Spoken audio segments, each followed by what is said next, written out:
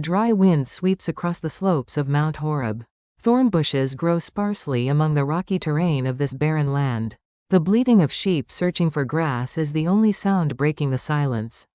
Moses, now 40 years old, walks slowly leading his flock, leaning on his staff. Gone is any trace of the man who once wore royal robes in Pharaoh's palace. Dressed in rough shepherd's garments, his hands are covered with calluses. 40 years of weathered life are etched deep into his face. Bah! One sheep wanders off and disappears into a crevice between rocks. Moses sighs and follows after it. Hey, you stubborn thing. Where are you going now? Weariness is evident in Moses's voice. He climbs over rocks trying to find the lost sheep. Stones tumble beneath his feet. 80 years. Is this how my life is going to slip away? His soliloquy is carried away by the wind into the empty air. Once a prince of Egypt. Then a fugitive who became a murderer while trying to save his Hebrew kinsmen. Now an unknown shepherd in the wilderness. God, are you really there? My people are still suffering in Egypt right now. Moses ventures deeper into the mountain searching for the sheep. The sun begins to set in the west. Shadows stretch long across the ground. Just then, a strange light flickers in the distance. What's that? Moses looks up. Beyond a ridge, red flames are blazing. But something is odd. The fire appears to be burning something, yet there's no smoke rising. Fire, but no smoke? Curiosity overtakes Moses as he walks toward it. His pace quickens. The closer he gets, the more extraordinary the sight becomes. A thorn bush is burning fiercely, yet the bush itself isn't being consumed. Only the flames continue to dance as they burn. This is impossible. Moses stares in amazement at the phenomenon. Something mystical emanates from within the flames. The fire seems alive, writhing and pulsing. Moses approaches the burning bush one step at a time. The heat from the flames touches his face, but rather than scorching, it feels warm. Like a mother's embrace. I must go over and see this strange sight, why the bush does not burn up. At that very moment it happens. Moses, Moses, a voice like thunder, yet like a whisper, calls out from within the flames. A shiver runs through Moses's entire body. A voice he hasn't heard in 40 years. Yet somehow it doesn't feel foreign. There's a familiarity about it, as if he's known it since childhood. Moses responds with trembling lips. Here I am. Do not come any closer. The voice speaks again, this time with even greater majesty. Take off your sandals, for the place where you are standing is holy ground. Moses looks down at his feet in surprise. Ordinary leather sandals are on his feet. The worn sandals he's worn for 40 years. The same ones he always wore while shepherding. Take off. My sandals? Moses's hands tremble. He slowly bends down and unties the straps. The first sandal comes off. His toes touch the cold ground. He removes the second sandal as well. How strange. Though it's clearly rocky terrain, the ground feels soft beneath his bare feet. Like a carpet has been laid down. No, even softer than that. Moses stands barefoot and bows his head. I am the God of your father, the God of Abraham, the God of Isaac and the God of Jacob. At that moment, Moses is gripped by fear. His whole body trembles. He cannot dare to look upon God and covers his face. God, are you really God? Moses's voice shakes. The God he had doubted for 40 years. He truly lives and is speaking with him now.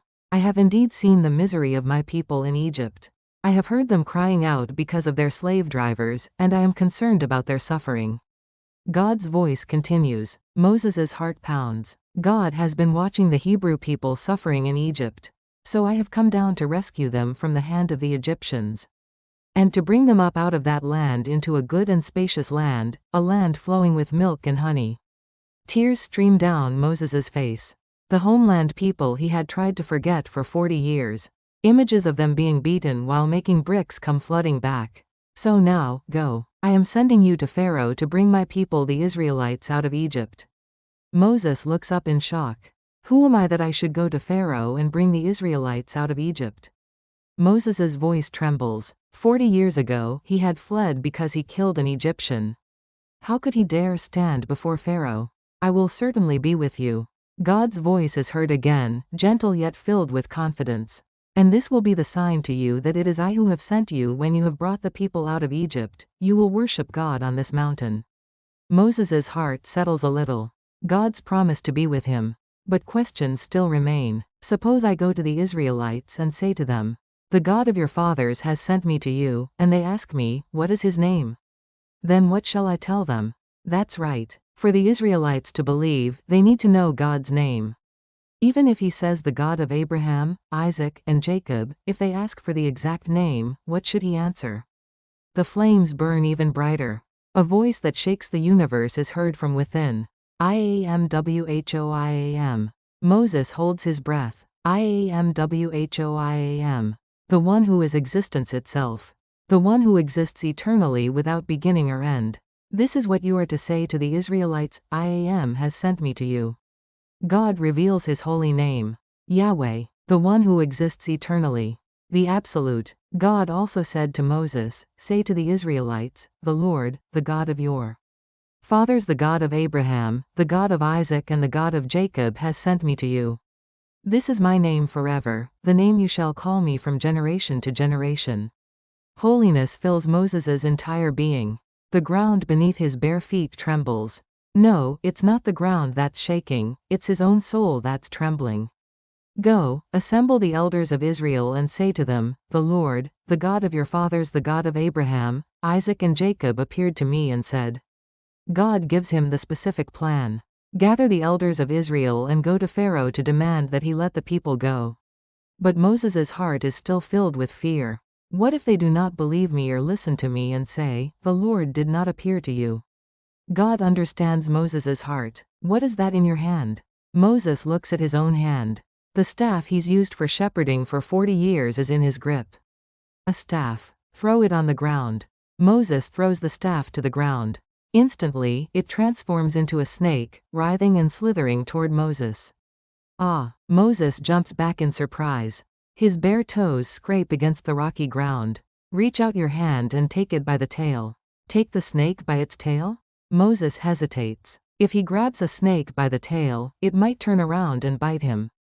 But it's God's command. Moses reaches out his trembling hand and grasps the snake's tail. Immediately, the snake becomes a staff again. This is so that they may believe that the Lord, the God of their fathers, the God of Abraham, the God of Isaac and the God of Jacob has appeared to you. Moses looks at the staff with wonder. The ordinary shepherd's staff has become an instrument filled with God's power. Then the Lord said, "Put your hand inside your cloak." Moses puts his hand inside his cloak. "Now take it out." When he takes it out, his hand is leprous, as white as snow. Moses stares at his hand in alarm. "Now put it back into your cloak." Moses puts his hand back into his cloak and takes it out again. His hand is restored to normal. If they do not believe you or pay attention to the first sign, they may believe the second. God has given Moses 2 signs. But Moses is still afraid. "Pardon your servant, Lord. I have never been eloquent, neither in the past nor since you have spoken to your servant. I am slow of speech and tongue." This is Moses's weakness. He's not good with words. How can he give speeches before Pharaoh and before the people? Who gave human beings their mouths? Who makes them deaf or mute? Who gives them sight or makes them blind? Is it not I, the Lord? God's voice sounds slightly stern. "Now go, I will help you speak and will teach you what to say." But Moses still hesitates. "Pardon your servant, Lord. Please send someone else." At that moment, God's anger burns against Moses. The flames dance more violently. "What about your brother, Aaron the Levite? I know he can speak well. He is already on his way to meet you, and he will be glad to see you." God provides Aaron as a partner. Aaron will serve as Moses's mouthpiece. "You shall speak to him and put words in his mouth. I will help both of you speak and will teach you what to do." Moses, standing barefoot on holy ground, finally nods his head. There's nowhere left to run. God himself has called him. He has shown signs. He has provided a partner. "I will go." Moses's voice trembles but is filled with determination. The flames gradually begin to subside. But their warmth still surrounds Moses's entire being. Moses picks up his sandals. But he doesn't put them on right away. He stands barefoot for a moment, etching this moment into his heart. This place where he met God. Holy ground. This moment when he took off his worn sandals and stood barefoot will completely transform his life. At 80 years old, a new life is beginning. No longer the Egyptian prince, no longer the wilderness shepherd, but life as God's servant.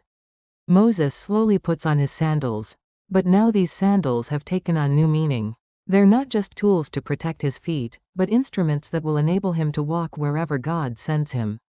The sheep are still bleating in the distance. Moses rises, leaning on his staff. Now this staff too is no longer just a shepherd's tool.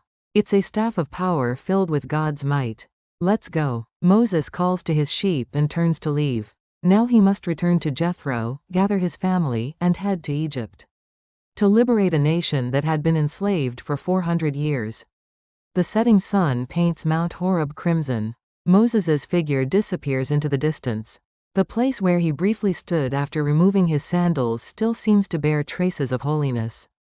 Beloved brothers and sisters, today we have witnessed together that holy moment when Moses took off his sandals before God. When God commanded, "Take off your sandals," it wasn't simply because of courtesy or custom. Taking off one's shoes means laying down all our defenses. It means casting off everything we use to cover and protect ourselves, and standing before God just as we are. For 40 years Moses had wrapped himself in the splendor of Egyptian royalty, then for another 40 years in the simplicity of a shepherd. But before God, all of that was meaningless. Moses met God as a barefoot man, vulnerable and afraid, as a mere human being. Today when we approach God, we too must take off the shoes from our feet. Don't try to package yourself with your education, wealth, status, or experience, but stand before God barefoot. That place becomes the holy ground where true encounter happens. When Moses spoke of his inadequacy saying, "Who am I?" God promised, "I will certainly be with you." It's not our abilities or qualifications that matter.